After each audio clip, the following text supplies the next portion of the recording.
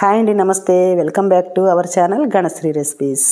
నా వాయిస్ ఏంటి ఇలా ఉంది అని అనుకుంటున్నారు కదా. రోజు నా వీడియో చూసే వాళ్ళకి తెలుస్తుంది. కంగారు పడకండి, కొంచెం జలుబు చేసింది అనమాట. కొంచెం కాదనమాట, ఎక్కువే జలుబు చేసింది. సో అందుకే ఇలా ఉందనమాట. మాట్లాడినా వద్దా అనుకుంటూ నేను వీడియో చేస్తున్నాను. ఇలా ఉన్నప్పుడే నేను ఈ జలుబు తగ్గడానికి కొంచెం మనకి ఉపయోగపడడానికి రైస్లోకి మిరియాల రసం అయితే చేశానమాట. ఒక మంచి రెసిపీ. తప్పకుండా మీరు కూడా ట్రై చేసి చూడండి, చాలా బాగుంటుంది. నోటికి పుల్లపుల్లగా తీతీగా, అలాగే డైజెషన్ కూడా అవుతుంది. గొంతుకు కూడా మనకి మామూలుగా నార్మల్గా రావడానికి వీలవుతుంది అనమాట. ఇలా చేసి చూసారంటే మీరు తినడమే కదండి, గ్లాసుల్లో పోసుకుని కూడా తాగేస్తారనమాట. అంత బాగుంటుంది.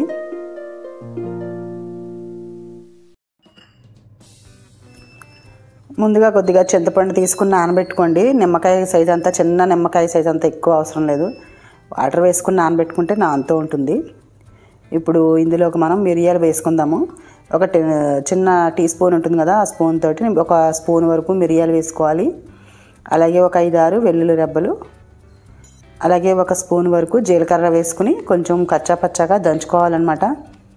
ఇదే మంచి ఫ్లేవర్ వస్తుంది అనమాట అండి రసానికి. పూర్తిగా పేస్ట్లా కాకుండా మిక్సీలో వేసామంటే పేస్ట్ అయిపోతుంది. అలా కాకుండా ఇలా కోర్స్గా దంచుకుని పక్కన పెట్టుకోవాలి.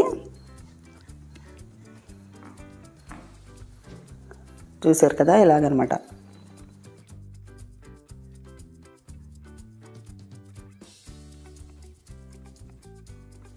స్టవ్ మీద గిన్నె పెట్టుకుని కొద్దిగా ఆయిల్ వేసుకుని కొంచెం పోపు వేసుకోవాలి. కొద్దిగా జీలకర్ర, అలాగే ఆవాలు, కొంచెం మెంతులు, మెంతి గింజలు కూడా వేసుకోండి. స్మెల్, టేస్ట్ అన్నీ కూడా బాగుంటాయి.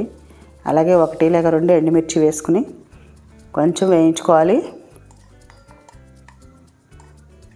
చారు ఎప్పుడు కూడా నేను ఎక్కువ ఇలాగే పెడుతూ ఉంటాను అనమాట, బాగుంటుంది. అలాగే కొంచెం కరివేపాకు కూడా వేసేసుకుని పైన కొంచెం ఇంగు వేసేసి అంతా వేగిపోయిన తర్వాత మంచి ఫ్లేవర్ వస్తుంది అనమాట అండి.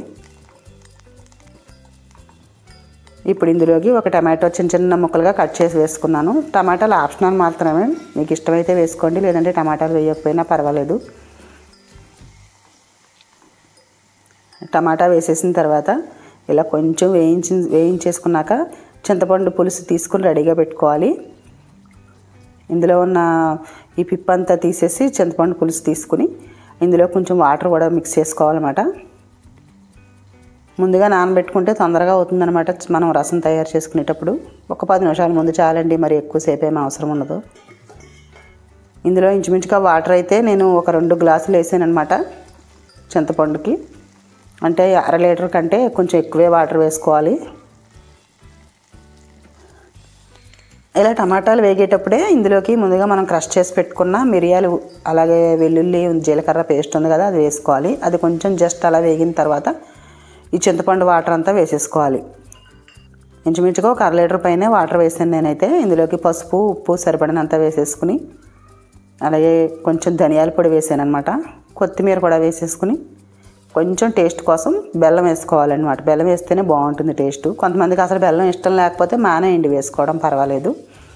నాకైతే కొంచెం నేనైతే స్వీట్నెస్ కోసం బెల్లం వేసాను అనమాట. ఒక్క 10 నిమిషాల పాటు స్టవ్ మీడియం కానీ లో కానీ పెట్టుకుని మరిగించేసుకుంటే టేస్టీగా మిరియాల రసం అయితే రెడీ అయిపోతుందండి. ఫ్లేవర్ అయితే చాలా బాగుంటుంది. రోజు కూడా ఇలా తయారు చేసుకోవచ్చు. వీలు కాలంప్పుడు అప్పుడప్పుడు వారానికి 2 వారాలకి ఇలా చేసుకుంటూ ఉంటే హెల్త్కి కూడా మంచిదన్నమాట చారు. నేనైతే మిరియాల చారు అంటాము దీన్నే, మిరియాల రసం, పెప్పర్ రసం అని కూడా అంటారు. రసం అయితే రెడీ అయిపోయిందండి. టేస్టీగా అన్నంలో వేసుకొని చూడండి, చాలా బాగుంటుంది. తప్పకుండా ట్రై చేయండి. అలాగే వీడియో నచ్చితే లైక్ చేయండి, మీ ఫ్రెండ్స్కి, రిలేటివ్స్కి షేర్ చేయండి. Thank you for watching.